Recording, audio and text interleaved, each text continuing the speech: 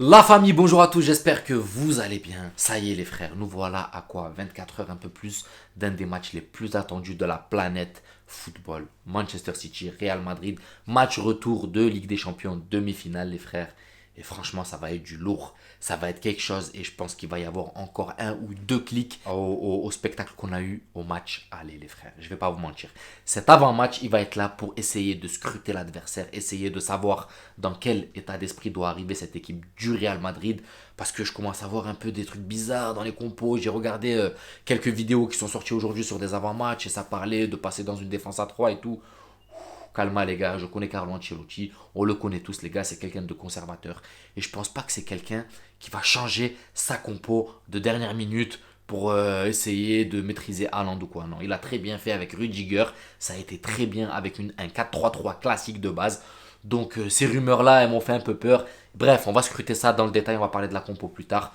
Mais déjà, moi je rentre dans le vif du sujet les frères. Cette équipe de City, je vous mens pas, les 30 premières minutes de ce match vont être cruciales. Les 30 premières minutes vont être cruciales. Si tu tiens City dans les 30 premières minutes, tu vas commencer à rentrer dans leur tête. Moi, je te le dis, si tu tiens City 30 minutes, tu arrives à les verrouiller, qui n'arrivent pas à se procurer d'occasion ou qui sont stériles, vous voyez, qui sont là, qui se font des passes, qui font de... Comme l'Espagne joue, vous voyez le jeu espagnol, je parle de l'équipe nationale, c'est beaucoup de stérilité, beaucoup de passes, beaucoup de tiki-taka pour pas grand-chose. La même chose qu'on a vu en Coupe du Monde. J'ai l'impression que si on arrive à rendre ce Manchester City comme ça, même s'ils ont un facteur X qui est Haaland, qui devant fait mal, on va pas se mentir, mais il y a moyen de les rendre stériles. On l'a fait au match aller, on les a rendus stériles. Ils se sont gavés sur une frappe d'un facteur X encore, un Kevin De Bruyne, mais il y a la possibilité de verrouiller. De verrouiller. Et si on verrouille ça pendant allez, 25-30 minutes et qu'on arrive à exploiter des contres fulgurants comme on a fait sur le match aller, il y a moyen de commencer à rentrer dans leur cerveau et commencer à titiller voilà, la psychologie. Parce que je ne vais pas vous mentir, hein, ça va être un match très très psychologique.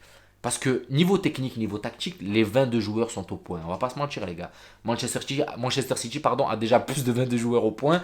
Mais nous les gars, franchement, cette Ligue des Champions, on est les rois. Et tout le monde est d'accord pour dire que le Real Madrid est le roi d'Europe. Là, c'est des clubs qui se battent dur, corps et âme pour venir faire tomber ce Real Madrid qui est indomptable avec des joueurs de 38 ans, avec des crosses de 33 ans, avec une équipe en reconstruction. On est d'accord que c'est un Real Madrid en reconstruction dont personne n'arrive à coucher les frères. Et ça déjà c'est une fierté. C'est pour ça que je dis même si on part défaitiste demain, je m'avance pas les frères. Hein. Commencez pas. Il y en a qui vont s'enflammer. Ah non, non, non, non, je m'avance pas. Mais même si on part défaitiste, on jugera le match sur les faits. Mais je serai fier du Real Madrid de ce qu'il nous a procuré. Chaque année, les frères, sur ces 2 dernières années, ils nous font une dinguerie. L'année dernière, ils nous ont tapé 3 remontadas spectaculaires. Cette année, ils nous ont retourné un Liverpool, mais d'une manière à Anfield magnifique. Un match qui est resté historique. Chelsea, j'en parle même pas, ça a été... voilà quoi, vous m'avez compris. Et là, on se retrouve à 2 doigts de peut-être encore faire une triplette Chelsea, Liverpool et Manchester City royale. Une voie royale vers la finale de Ligue des Champions. C'est pour ça que je dis les frères, l'état d'esprit demain, qui a la pression? Vous croyez vraiment que c'est le Real Madrid qui a la pression? Vraiment les gars, répondez-moi. Vous croyez vraiment que le Real Madrid va arriver en pression? Nous, supporters du Real, les gars, avons plus la pression que les joueurs. Moi je vous le dis les frères, nous, supporters du Real on est là, on voit tout de l'extérieur, on se mouille pas, on court pas derrière un ballon, on est là juste à suivre et on a une boule au ventre, on a la pression plus que les joueurs eux-mêmes. Nos joueurs sont rodés, les frères. C'est leur compétition. Ils connaissent. Il faut qu'ils arrivent zen. Il faut qu'ils arrivent zen. Il faut qu'ils arrivent avec un contrôle, une maîtrise, comme ils l'ont fait au match aller. Sauf que là, il va falloir un peu être plus dur, un peu plus costaud. Et Guardiola, les gars, vous le connaissez, hein. Il peut vite disjoncter, faire une bêtise, même si cette année, il a quand même maîtrisé cet aspect-là. Mais c'est un coach qui peut vite vriller, les frères. Hein. C'est un coach qui peut vite vriller. Il est capable de te rentrer un, je dis une connerie, mais il est capable de rentrer un Phillips à la place d'un De Bruyne s'il voit que ça part en live. Quand il vrille, les gars, l'année dernière, on a vu, il a fait des changements de psychopathe. Donc, franchement, les gars, je vais pas vous mentir, tout va se jouer sur les 30-40 premières minutes. 30-40 premières minutes, c'est l'équipe qui va rentrer dans le cerveau de l'autre. Et vu que nous, on a cet aspect expérience qui est un peu plus poussé chez nous, Manchester City, voilà, n'a jamais gagné la Ligue des Champions, arrive en demi, arrive en finale, fait des quarts, mais voilà, là, ils sont face aux tenants du titre. Ça fait 2 fois d'affilée et on est déjà dans leur cerveau du fait de la demi-finale de l'année dernière. Ça, faut le prendre en compte, les frères. Vous voyez déjà Walker qui est là, qui envoie des petits vannes sur les réseaux en disant ouais, ne m'humilie pas en rigolant. Mais les gars, ces tweets qui sortent en soi-disant rigolant, c'est de l'humour. Ça montre, ça dégage un petit peu de tension qu'il y a, un peu de pression qu'il y a chez eux. Donc je vous le dis, les gars, nous, on sort en demi à la rigueur. Tu sors contre le grand Manchester City qui a été indomptable de l'année. Mais par contre, si l'inverse se passe, le Real Madrid tape Manchester City, les gars, c'est que les rois de cette compétition, c'est le Real.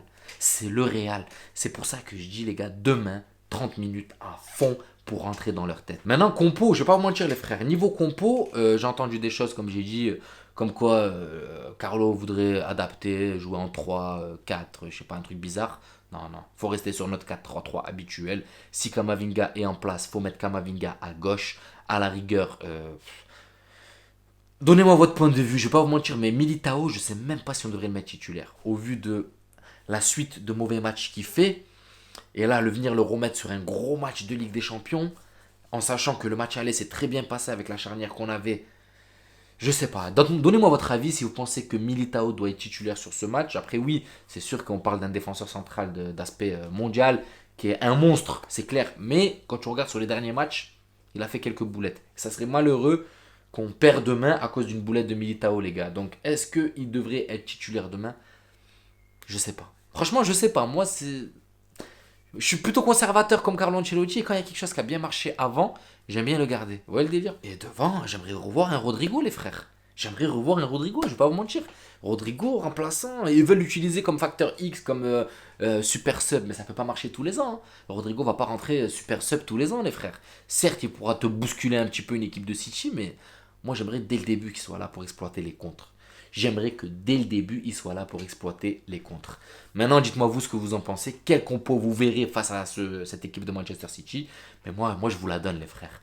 La charnière centrale, je verrais bien une charnière Rudiger à la bas parce qu'ils ont fait un très bon match au match aller. À droite, Carvajal parce que voilà, c'est Carvajal qui est là et pour les grands matchs, on sait qu'on peut compter sur lui. À gauche, je verrais bien Camavinga pour essayer de bloquer Bernardo Silva comme il l'a bien fait au match aller. Au milieu, un Valverde accompagné d'un cross Modric. Et devant, Benzema, Vinicius, Rodrigo, les gars. Il nous faut des facteurs X et ces facteurs X, ils sont devant. Au milieu de terrain, il faut un point fixe qui court, qui a un énorme volume de jeu. Valverde pour moi. Et devant, il faut des mecs qui jugent le jeu, qui voient les départs dans le dos des défenseurs. Il faut des magiciens. Et Modric, Kroos, voilà, c'est des magiciens, les frères. Donc voilà, dites-moi ce que vous en pensez, les frères. Nous sommes à 24 heures d'un des matchs les plus attendus de l'année. Ayez confiance, les frères. Le Real, dans les grands moments, on les attend. Après, si on perd, on peut être que fier de cette équipe du Real Madrid parce qu'elle nous a fait vivre des moments formidables. Mais jamais vendre la peau de l'ours avant de l'avoir tué, les frères. On a confiance en cette équipe du Real Madrid. Et n'oubliez pas que Karim Benzema n'enchaîne jamais deux matchs éclatés. Peut-être un match où il est médiocre, mais le match d'après, les gars, c'est généralement masterclass et peut-être qu'il nous la réserve pour demain. Voilà la famille, j'espère que cette vidéo vous plaira. N'hésitez pas à vous abonner, à liker. Ça donnera beaucoup de force à la chaîne et on se retrouve pour le débrief demain après la rencontre. Ciao la famille, bonne soirée.